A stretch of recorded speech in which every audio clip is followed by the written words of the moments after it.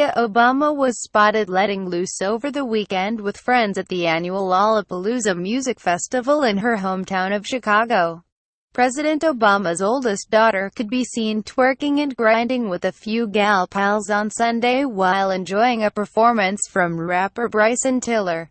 Malia, who was wearing a midriff-bearing tube top and pair of cut-off jean shorts, even posed for a few photos while she danced.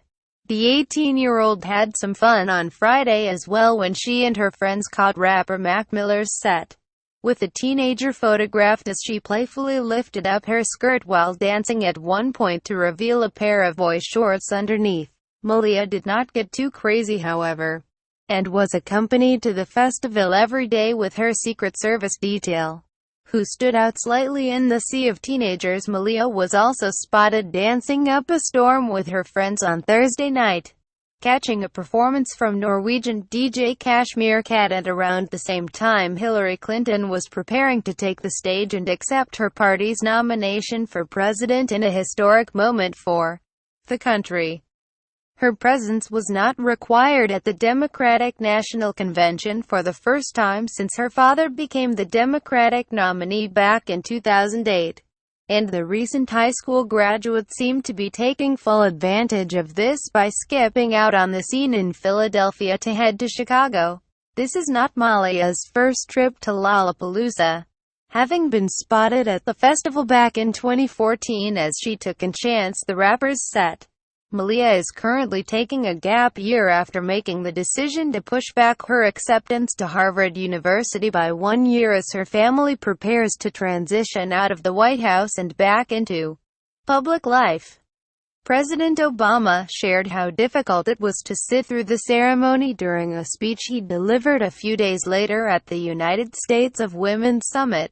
Some of you may know that on Friday, my elder daughter Malia graduated from high school, and I sat in the back and wore dark glasses, said President Obama. And I'd only cried once, but it was. I made this weird sound because I was choking back, and people looked at me.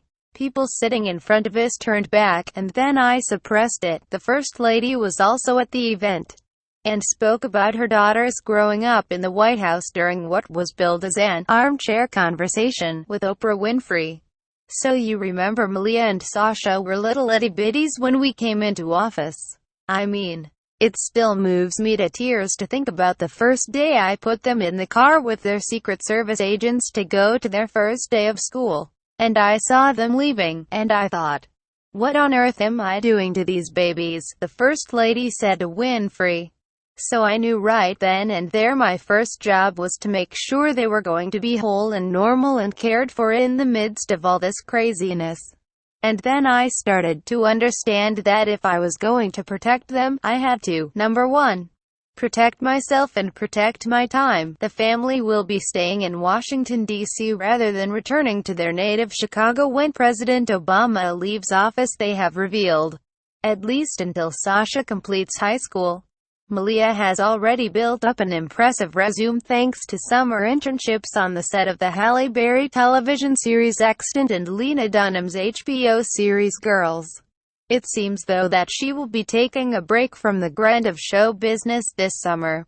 Malia, who now has only 5 months left in her second term as first kid, has not spoken publicly about who she plans to vote for come November, when the 18-year-old will cast her ballot for the first time in her life. Clinton, however, very publicly voiced her admiration for Malia and Sasha's along with their parents during a campaign stop in North Carolina where she was joined by President Obama. I happen to think those two young women may be the most impressive accomplishment of all, Clinton said while speaking about Obama's legacy. And it's one of the many reasons why it means so much to me personally to have the president's support in this